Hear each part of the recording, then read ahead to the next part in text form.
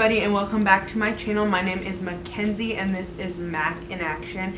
If you are not already subscribed to my channel, please subscribe below and don't forget to like this video. This is part 2 of my October reset, and today we are going to be talking about goals. We're going to go over my goals that I had in September and see if I met them, and then we're going to talk about my new goals that I've set for October. So starting with my first goal from September was to eat clean, and I feel like we did this for the majority of the time. There were a few times here and there, but we really did a good job, except for when we went to the Belleville Fair, which was one of my highlights of September, but we knew that that was going to happen because we were going to be eating fair food, so we made sure that before that and after that we were eating very clean. The second goal was to only shop at Aldi, and we did this almost the whole month. I think the last week we might have stopped at Sam's Club because we wanted to get some Caesar salad kits, and also the Chobani's Flip had their fall flavor out, which was pumpkin spice, and I just love Chobani Flips and I like to try their different seasonal flavors that they have. So other than that, we only shopped at Aldi this whole month, and that helped us be under our grocery budget for the first time in a while. And then my third goal was to walk 1 mile every day. I did not hit this goal just because some days I was a little too busy to do it. However, I did walk a lot more than I had been, so I'm still proud of myself for walking more than I had been doing, and I'm hoping to continue that into the next month. Let's go through my October goals and explain a little bit of how I'm going to do them and why I picked these as my goals. So all of these goals actually have to do with the fact that Robbie and I are trying to have a baby. So a lot of these have to do with that, and a lot of them also have to do with how I'm also battling PCOS right now. So a lot of these are things that I've researched and found can be helpful for people with PCOS to go in remission from their PCOS, but it can also help them be able to conceive. Number 1 is no hormone disruptors. Now this is going to include most hormone disruptors. So those are things like fragrances, lotions, skincare, any type of body or hair care that has hormone disruptors in it. Usually if it has fragrance, a lot of the time it has a hormone disruptor. So I'm not doing this perfectly because, for example, one thing we've already started at home, we're trying to do this little by little at home. One thing we've already started at home is we buy clean hand soap to use in our home. However, if I'm out at work or I'm out and about, I am not able to use that. I'm gonna have to use what's ever in the public restroom. So it's not gonna be a perfect one, but I'm doing as much as I can on my part to not have hormone disruptors on my body. The main ways that I'm doing this is I took all my skincare that I had for my morning and night routine and I put it away if it had fragrance or hormone disruptors in it, and I'm just not going to be using it for this month. I'm not completely getting rid of it because I spent good money on it, but at least for while we're trying to conceive, I'm not going to be using it. And then the second thing is I've stopped using perfume. That is a huge hormone disruptor.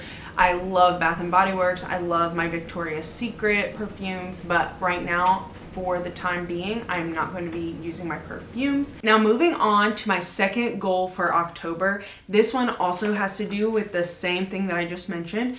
I'm going to be continuing no caffeine. So I started this goal, I believe, in August, where I was doing very minimal caffeine, and a lot of times it was just decaf. And also in September, I kind of continued that through September.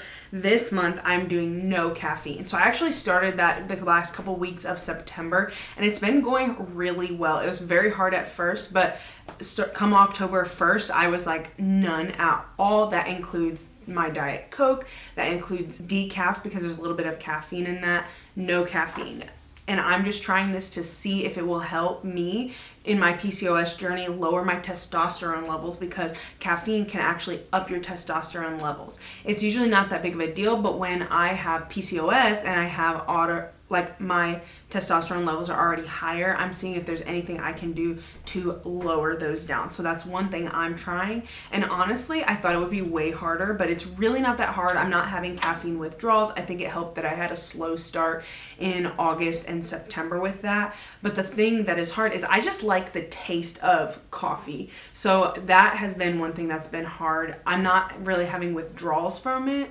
but I definitely want some. And the only time that I'm allowing myself to have caffeine this month is when my friends and I do our monthly coffee flight. So I'm gonna let myself partake and enjoy of that, but other than that, I will not be having caffeine at all this month. Number 3 is no added sugars.